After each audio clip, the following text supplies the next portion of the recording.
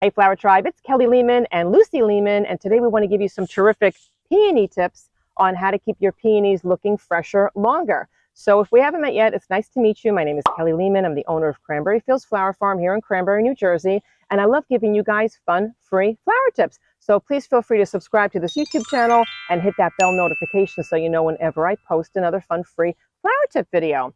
So let's dive right in. So here it is July, and I'm in my Planting Hardiness Zone 6 flower farm, and these peonies came up on the farm back in May. So we harvested them.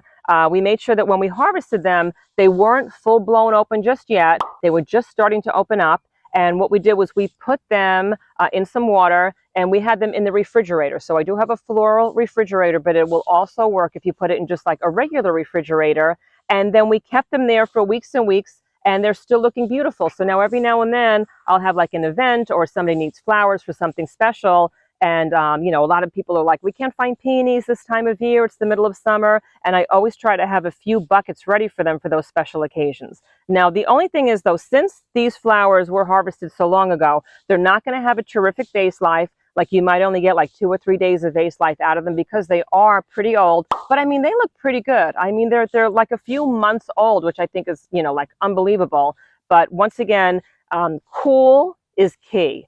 So keeping these, you know, blooms cool and out of direct sunlight, you know, was one of the major reasons why they look so great. But I do have to say some of them are not looking so great. And when I find blooms that are like this, we would check these blooms every week, and we would cut the ones that were kind of falling apart or looked like they were, you know, truly dying. We made sure that we either removed them or we just, you know, cut out like the flower head. Like this guy also was looking a little dead. He's like a little bit brown. There's a lot of browning on the tips.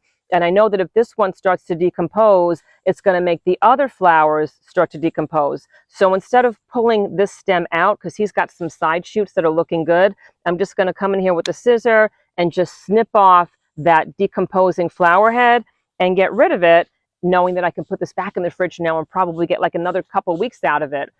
So that's like a really great way to prolong, you know, like your flower blooms, your peony season. And an even better way to do that is to go to your peonies when they're in that marshmallow stage, like in your gardens. And that means that they're a little bit soft to the touch. They feel kind of like a marshmallow, but they're not yet opening up.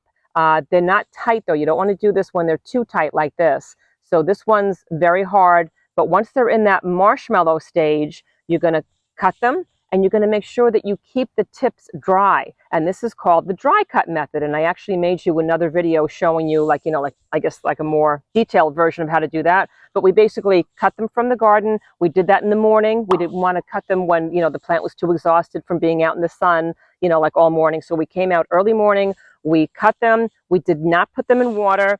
And then we just wrapped them in either newspaper or, you know, like craft paper, or this is like a little bit of like waxed floral paper. We made sure we kept it dry, and then we popped it in the refrigerator. So I think Lucy's kind of had it with this. So we wrapped them up very loosely. I very loosely covered them.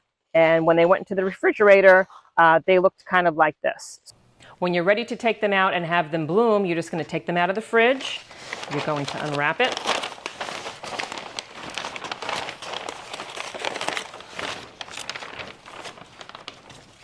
And you're going to give it a fresh cut on the bottom. I usually come up about 1 inch or 2 on that stem. I'll give it a diagonal cut because now you're going to have maximum water absorption when you do a diagonal cut. And I'm going to place it in some fresh water. And I already have some fresh greens in here because I'm going to build up my arrangement while I'm kind of placing these in the fresh water. So they go right in the fresh water, and within about a day or 2, they're going to start opening up, and they're going to start to look more like this stage first. This guy here is probably what it's going to look like in a couple hours, or depending on how warm it is, because the warmer it is, the faster they're going to blow open. And then eventually, maybe in about 2 days, it'll start looking like this, and then you're going to have a full-blown open peony in just a couple days. Once again, if it's super hot out, this bloom might actually open up on day 1. So, you know, you have to kind of know your audience. You have to kind of judge what the weather's like by you. And I'm going to do the same thing for all the rest of these. And I'm going to place them all inside this arrangement. And I'm going to make a gorgeous arrangement. And that's how to do the dry cut method. And this is a super way to prolong, you know, the life of your peony flower and to get blooms. I mean, I might wind up having peony blooms all the way to the end of July at this rate. But just a really important tip, if you are going to put them in your refrigerator, know that most flowers don't like the gas that's emitted from fruits and vegetables. So if you have a spot in your refrigerator, you know, like maybe where like the milk is or like the orange juice containers, that's a much better spot than putting it next to, you know, like a whole bunch of fruits and vegetables, because that's going to actually, you know, take away some days of life from your flowers. And so that's today's tip. And I want to thank you so much for joining me in this video. And please check out our Cranberry Fields Instagram page and also my podcast. That's on most places where you listen to your podcast. All these will be in descriptions below. And also know that I made you a whole bunch of online flower courses that will teach you easy to follow steps to show you how to grow beautiful flowers like these in your own backyards. Those are also in descriptions below.